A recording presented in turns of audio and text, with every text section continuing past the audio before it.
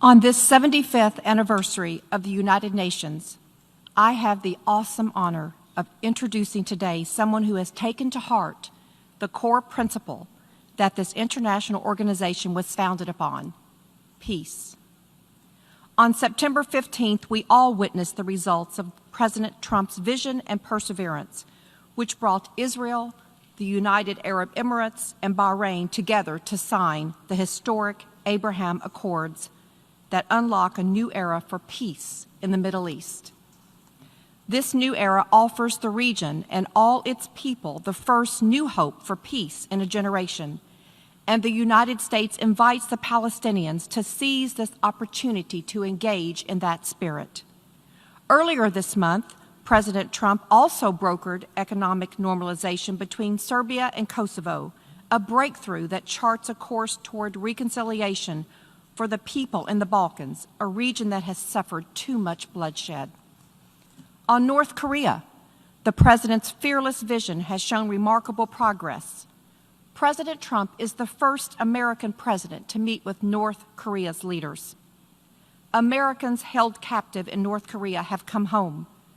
There have been no new nuclear tests, no long-range missile tests, a dramatic lowering of the diplomatic temperature in the region, and an opening for a lasting agreement that brings peace to the peninsula. It is clear that when President Trump speaks, world leaders listen closely. In 2018, President Trump used the power of his voice to warn the Assad regime and its Russian and Iranian partners to halt plans to attack Idlib province, a warning they wisely heeded and which spared millions of Syrians from the risk of death and injury. As I sit before you today, the U.S. brokered peace talks between the parties in Afghanistan are underway. Women now occupy positions within the Afghan peace process, and President Trump is convinced there is a clear relationship between women in position of authority and a brighter and more peaceful future for the Afghan people. Yet again, the President has shown the fortitude necessary to bring together long-standing adversaries to work towards sustainable peace. Through his bold leadership, grit, dogged determination, and an unmatched ability to break through the status quo and make a deal, President Donald J. Trump has delivered on the promises he made to the American people, and the world is more peaceful as a result. Mr. President, Mr. Secretary General, distinguished delegates, fellow ambassadors, and world leaders, my Commander-in-Chief and President of the United States of America, Donald J. Trump. Thank you. It is my profound honor to address the United Nations General Assembly 75 years after the end of World War II and the founding of the United Nations. We are once again engaged in a great global struggle. We have waged a fierce battle against the invisible enemy, the China virus, which has claimed countless lives in 188 countries. In the United States, we launched the most aggressive mobilization since the Second World War. We rapidly produced a record supply of ventilators, creating a surplus that allowed us to share them with friends and partners all around the globe. We pioneered life-saving treatments, reducing our fatality rate 85% since April. Thanks to our efforts, 3 vaccines are in the final stage of clinical trials. We are mass producing them in advance so they can be delivered immediately upon arrival. We will distribute a vaccine. We will defeat the virus. We will end the pandemic, and we will enter a new era of unprecedented prosperity, cooperation, and peace. As we pursue this bright future, we must hold accountable the nation which unleashed this plague onto the world, China. In the earliest days of the virus, China locked down travel domestically while allowing flights to leave China and infect the world. China condemned my travel ban on their country even as they canceled domestic flights and locked citizens in their homes.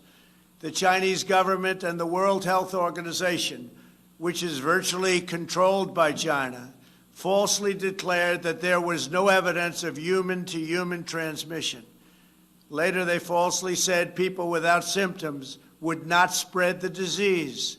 The United Nations must hold China accountable for their actions. In addition, every year, China dumps millions and millions of tons of plastic and trash into the oceans, overfishes other countries' waters, destroys vast swaths of coral reef, and emits more toxic mercury into the atmosphere than any country anywhere in the world. China's carbon emissions are nearly twice what the U.S. has, and it's rising fast. By contrast, after I withdrew from the one-sided Paris Climate Accord, last year America reduced its carbon emissions by more than any country in the agreement. Those who attack America's exceptional environmental record while ignoring China's rampant pollution are not interested in the environment. They only want to punish America, and I will not stand for it. If the United Nations is to be an effective organization, it must focus on the real problems of the world. This includes terrorism, the oppression of women, forced labor, drug trafficking, human and sex trafficking, religious persecution, and the ethnic cleansing of religious minorities. America will always be a leader in human rights. My administration is advancing religious liberty, opportunity for women, the decriminalization of homosexuality, combating human trafficking, and protecting unborn children.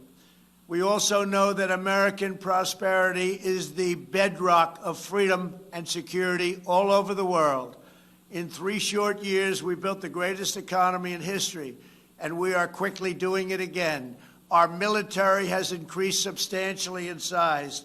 We spent $2.5 trillion over the last 4 years on our military. We have the most powerful military anywhere in the world, and it's not even close. We stood up to decades of China's trade abuses. We revitalized the NATO alliance, where other countries are now paying a much more fair share.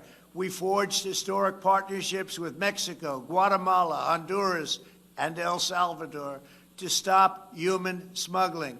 We are standing with the people of Cuba, Nicaragua, and Venezuela in their righteous struggle for freedom.